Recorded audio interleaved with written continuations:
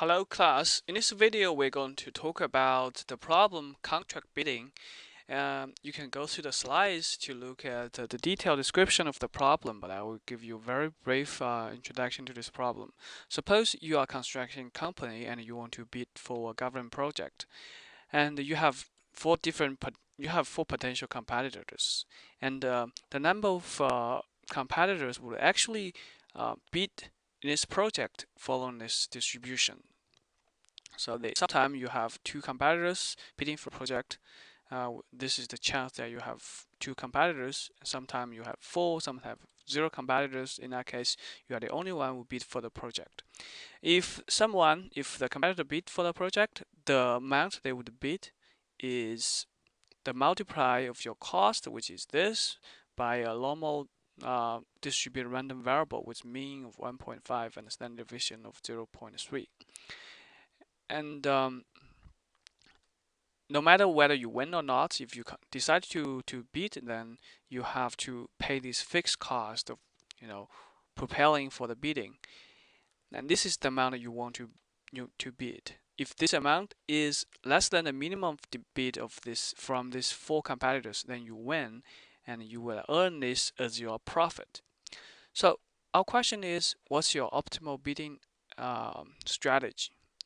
And we can solve that by simulation. So let's first generate a series of integers that represent the number of iterations you would run.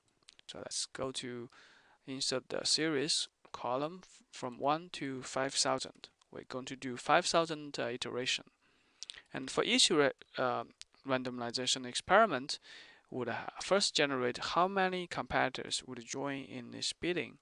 And since it's a discrete distribution function, so we have to first generate a discrete distribution function. So to do that, we first need to build a VLOOKUP table.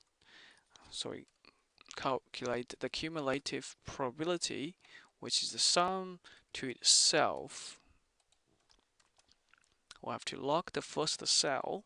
So when we drag this formula, this cell would remain the same, while this would change accordingly. Then we get the cumulative cells, cumulative sum. Oh, we have to hit F9 to update the formula to avoid hitting F9 every time you do the calculation. You can go to calculation option, change it to automate. Now they will update this. Let me remove this a little bit. So you actually don't need this range column, but for illustration purpose, I'm doing this range column here. So the idea to generate a discrete random variable is if a random variable distribute from 0 to 1, if they fall in the range from 0 to this 0.6 to 0.0625, then we would return value of 0. Let me first this to general number first. If the value is from say 62.5 to 0.3125, if its value falling in this range, then you would return the value of 1. So the length of this interval is exactly 25%, which means the probability that will fall in this range is 25%. So that's the idea of generating the discrete random variable. Let me just finish this range 5 to 875. Next one's 2.875 to 0.9375. Next one is 9.375 to 1. So you don't need to necessarily need the range if you know how to construct a VLOOKUP table. But the idea is for the VLOOKUP table, they would not recognize the range. So we're going to use a number to represent the range. The rule is to use the lower bound of this range, which is exactly this value. So I just replicate oh, not this value, exactly this value, cumulative probability, but there's a stagger here. So it's exactly this.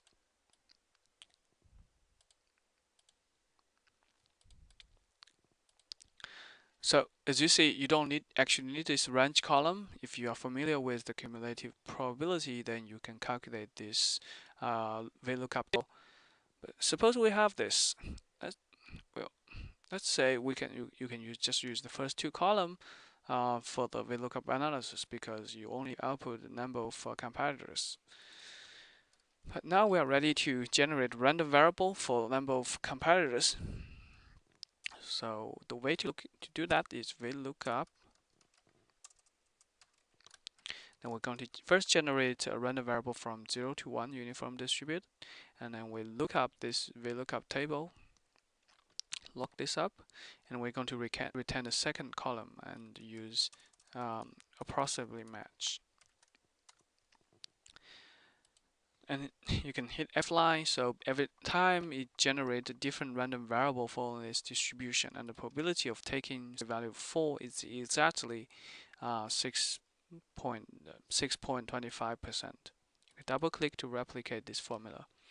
And then the idea of two competitors, for in this instance, two competitors would participate in this bidding. That means the first two would actually bid. So in order to do that, we have to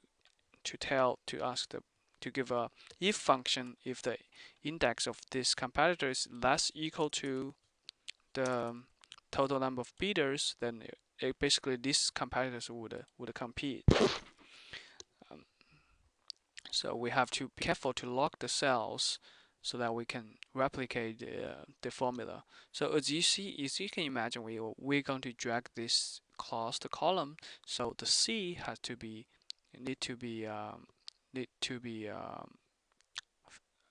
changeable. So we're not using a dollar sign there. But the 17 is fixed because we're always looking at this row. So the 17 is fixed. For this one, since we're going to fix the B, so the B should be fixed, but the number should be the row number should be adjustable because we're going to drag across different rows. Okay, so if this is true, then they will going to place a bid, and that is your cost. Fix this, multiplied by this multiplier, which is a normal distribution. You should be able to know how to generate a normal distribution. Basically, use normal inverse, and you specify the mean and the standard deviation. You have to lock these two cells because they are fixed. And we'll have to, okay, that's it. So that's it. So that's the amount of there's the bidding amount the competitor one would place if they actually participate. If they don't, then they participate nothing. So you use quote with nothing to represent nothing. Okay, so this is the bidding amount they would have. And you can reduce the decimal a little bit to make it clear. And you can drag this. So in this case, you have two competitors. So the first two competitors would bid, the last two would not. And then the minimum bid is just the minimum of these three, of these four. Minimum of these four. And so now we have to write a criteria to tell whether mere construction would win. So the first criteria is if there's no one, that means it's less than 1 or is equal to 0, which means there's no one, no competitors will actually participate, then it will definitely win. Otherwise, the bidding amount have to lock this. Bidding amount has to be less than the minimum amount, then he would win. Otherwise, he will lose. So that's the criteria. So in this case, even though they have to participate, but the amount Miller's bid is less than the minimum bid, they would win. The profit is if this is 1, that means Miller's would win. Then actually his profit is the bid minus his construction cost. Otherwise, he gets zero profit, and he has to pay the fixed cost for bidding anyway. So that's his profit. And we can double click this to get the value of the profit. As you see here, there are some errors because I believe we don't fix the cells properly.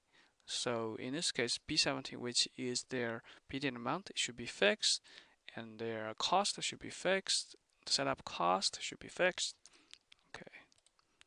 Okay.